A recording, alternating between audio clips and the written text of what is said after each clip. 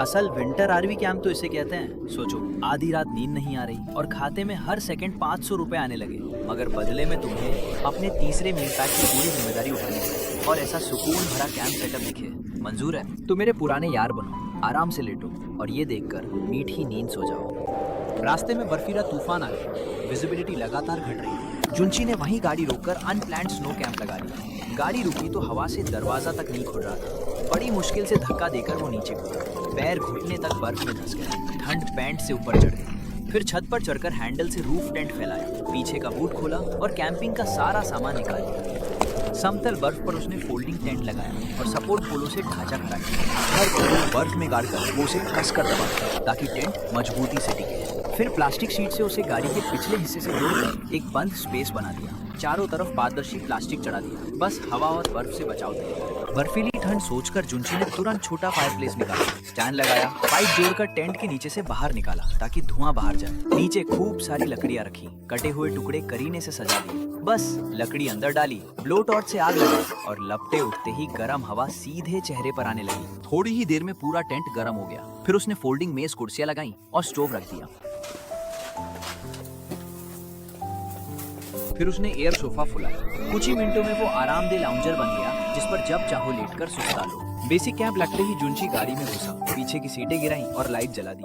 गरम पीली रोशनी से पूरा कैबिन चमक उठा। अंदर देखते ही देखते एक खुली जगह बन गई। नरम कंबल और तकिए बिछे। मोटे फ्लैनल को छूते ही गाड़ी में घर जैसी गर्मी आ गई। बिल्कुल चलता फिरता छोटा किला।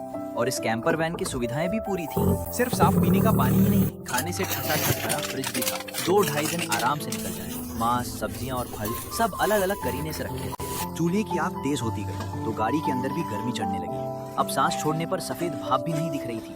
बाहर बर्फीला तूफान और तेज हो गया। हवा बर्फ के टुकड़े उठाकर शीशों पर पटापट मार रही थी और थोड़ी ही देर में टेंट के नीचे बर्फ भरने लगी। अंधेरा गिरते ही जुंशी ने पिज्जा ओवन में डाला और गाड़ी में बैठकर दावत का इंतजार किया। खुशबू से पूरा कैबिन महक उठा। पेट भी गुड़गुड़ाने लगा। चीज, पिज्जा और बर्फीली कोक, मजा आ गया। गरम स्लाइस तोड़ते ही चीज लंबी तारों की तरह खिंची। एक कौर में कुरकुरा बेस, पिघली चीज, ऊपर से कोक का बड़ा घूंट और ढकार। वाह, शहर में यही मंगाओ तो आधा घंटा लगे। पेट भरते भरते रात हो गई। फिर उसने टेंट की छत की बर्फ साफ की। बर्फ एक साथ फिसलकर पैरों के पास आ गिरी। फिर उसने इंडक्शन पर बीफ रिब सेकने शुरू किए। मांस पैन छूते ही छन छन करने लगा। चर्बी पिघली और खुशबू पूरे केबिन में फैल गई। यही कैंपर वैन का असली केंद्र था। गाड़ी के अंदर खाना भी, आराम भी और खिड़की से बर्फ का नजारा भी। जुंशी आरामदेह सीट पर बैठा टीवी देख रहा था और बाहर के तूफानी दृश्य का मजा ले रहा था। बीफ रिब्स बाहर से कुरकुरी, अंदर से नरम, काटते ही रस बह निकला।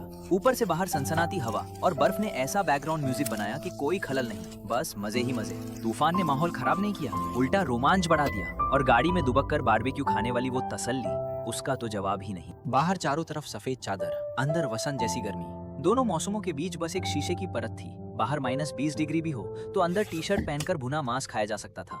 ऐसा उल्टा पुल्टा नजारा देखकर कौन न बहक जाए। लगता है ये कैंपर वैन सचमुच सर्दियों की जान है। लेकिन सीरीज देखते देखते जुंशी ने जब बाहर नजर डाली तो बर्फ और मोटी हो चुकी थी।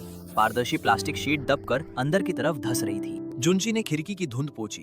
बाहर बर्फ फटी रुई जैसी गिर रही थी और परत दर परत जमीन पर जमती जा रही थी। उसने टीवी बंद किया और मेज के सहारे छत वाले बेडरूम में चढ़ गया। वो छोटा सा लॉफ्ट था जिसमें एक आदमी सीधा लेट सके। नीचे मोटा गद्दा बिछा था।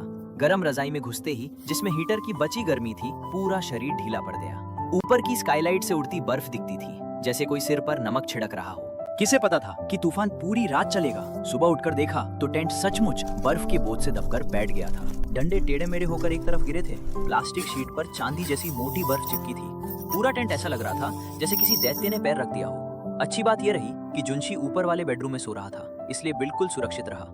वो नीचे उतरा, फावड़े से सहारों पर जमी बर्फ परत दर परत हटाई और टेंट को फिर से खड़ा कर दिया। इस बार उसने ढलान और तेज रखी ताकि बर्फ आसानी से फिसल जाए। फोल्डिंग टेंट लगाना समेटना आसान था, पर वजन सहने में वो बहुत मजबूत था। फिर भी सामान्य बर्फबारी के लिए काफी से ज्यादा था।